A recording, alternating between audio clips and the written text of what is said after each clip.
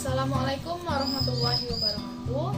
Pada video pembelajaran kali ini saya akan menjelaskan materi mengenai peserta seminar. Sebelumnya perkenalkan, saya Miftahul Fadilah, NIM 18129281 dari seksi 18 BB04, jurusan Pendidikan Guru Sekolah Dasar, Fakultas Ilmu Pendidikan Universitas Negeri Padang. Video ini dibuat untuk memenuhi tugas mata kuliah seminar PSDN dengan dosen pembimbing Bapak Mansurdin SSN MPU. Pada materi peserta seminar ini, kita akan membahas beberapa hal. Yang pertama, pengertian peserta seminar. Yang kedua, tata krama menjadi peserta seminar. Yang ketiga, hal-hal yang harus diperhatikan menjadi peserta seminar. Dan yang keempat, tata cara sebagai peserta dalam seminar. Kita masuk ke materi pertama, yaitu mengenai pengertian peserta seminar. Peserta seminar atau audiens adalah salah satu pihak yang harus ada dalam setiap kegiatan seminar. Karena peran para peserta dalam kegiatan seminar sangatlah signifikan.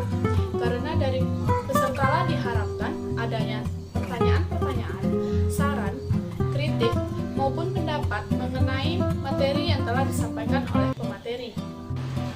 Materi selanjutnya yaitu mengenai tata krama menjadi peserta seminar.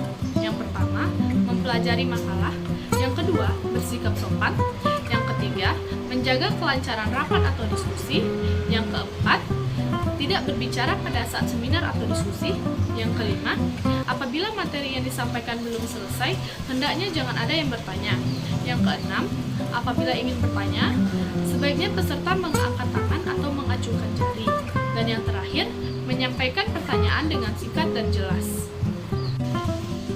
Kita masuk ke materi selanjutnya, yaitu hal-hal yang harus diperhatikan menjadi peserta seminar. Yang pertama, sebelum seminar. Hal pertama yang harus dilakukan yaitu mencari tahu lokasi seminar. Yang kedua, menandai kalender. Tanggal hari seminar dilingkari, disertai catatan jam berapa kita akan berangkat. Yang ketiga, mencari tahu materi apa yang akan disampaikan oleh narasumber pada saat seminar. Yang keempat, melacak track record narasumber. Dan yang terakhir, apabila seminar dilaksanakan di luar kota, kita harus mempertimbangkan mana yang lebih praktis, apakah naik sepeda motor atau naik kendaraan umum. Yang kedua yaitu hal-hal yang harus diperhatikan di hari seminar. Yang pertama, penampilan merupakan hal pertama yang harus jadi perhatian. Minimal kita berpenampilan rapi. Yang kedua, selalu mengupayakan datang sebelum acara seminar dimulai. Yang ketiga, cari tempat duduk paling nyaman. Yang keempat, siapkan catatan. Catat poin-poin penting dari materi yang disampaikan oleh pemateri. Yang selanjutnya, pastikan handphone dalam keadaan silent dan dimasukkan ke dalam tas. Dan yang terakhir, pastikan acara sudah benar-benar selesai dan pemateri mengakhiri pembicaraannya. Barulah kita meninggalkan tempat duduk.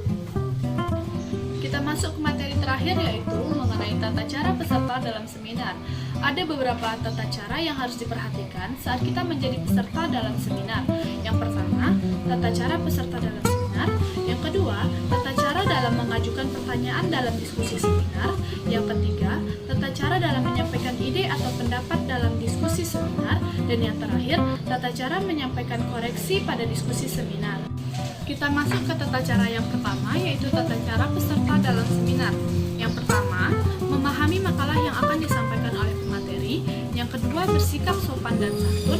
Yang ketiga, ikut menjaga kelancaran jalannya diskusi. Yang keempat, tidak membuat gaduh.